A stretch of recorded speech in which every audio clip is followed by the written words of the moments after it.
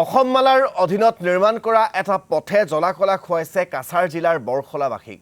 মুখ্যমন্ত্ৰীয়ে বাৰম্বাৰ বৰাকৰ ৰাস্তা ঘাটৰ উন্নয়ন হোৱা বুলি দাবী কৰি আহিছে, কিন্তু বৰখলা আৰু কাটিগড়া সমষ্টি সংযোগী শিলচৰ জয়ন্তীয়া পথটোৰ বাবে জমৰ যাতনা ভুগি আহিছে ৰাইজে।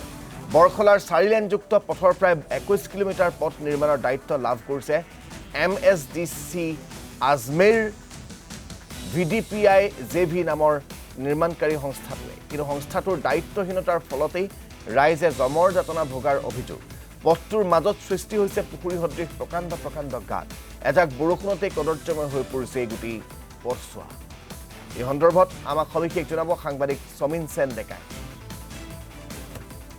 বৰাক উপত্যকাৰ পথঘাটৰ উন্নয়ন হোৱা বুলি মুখ্যমন্ত্ৰী হিমন্ত বিশ্ব শৰ্মা তথা ৰাজ্যৰ বিজেপি চৰকাৰখনে দাবী কৰি অহাৰ বিপৰীতে কাছাৰ জিলাৰ বৰখলা সমষ্টিত দেখা গৈছে এক ব্যতিক্ৰমী দৃশ্য।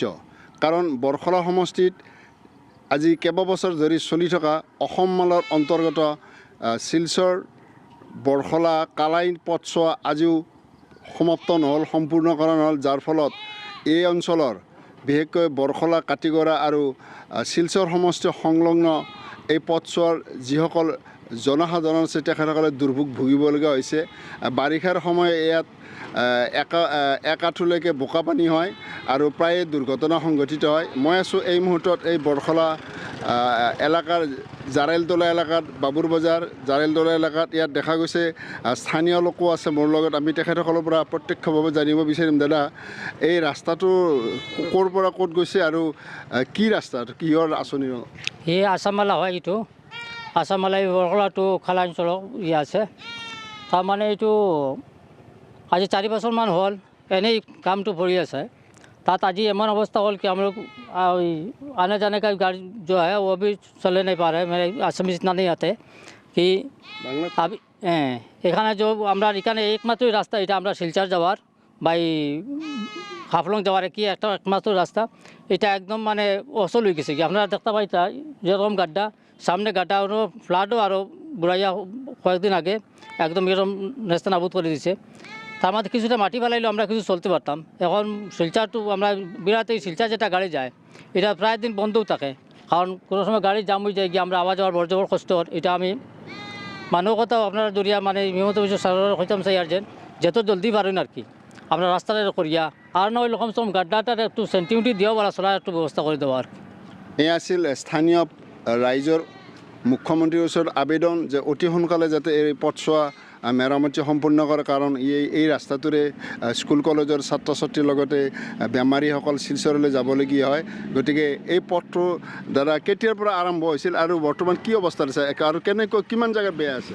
এই ৰাস্তাটো আৰম্ভ আর 4 বছর হয়েছে। 4 বছরের মাঝে অল্প কিছু কাজ হয়েছে জারেলতলা সাইডে, আর কাজ হওয়া নাই এখন পর্যন্ত। এই রাস্তার আপনারা দেখতে পাইছেন এই আসামমালার আওতায় যতটা পিএইচি আছে, সরকার দাবি করছে যে ঘর ঘর জল, কিন্তু আজকে যে পিএইচিগুলা এই রাস্তার কারণে বন্ধ আছে। আমাদের এখানে একটা পিএইচি সামনে আপনারা দেখবা এটাও বন্ধ আছে।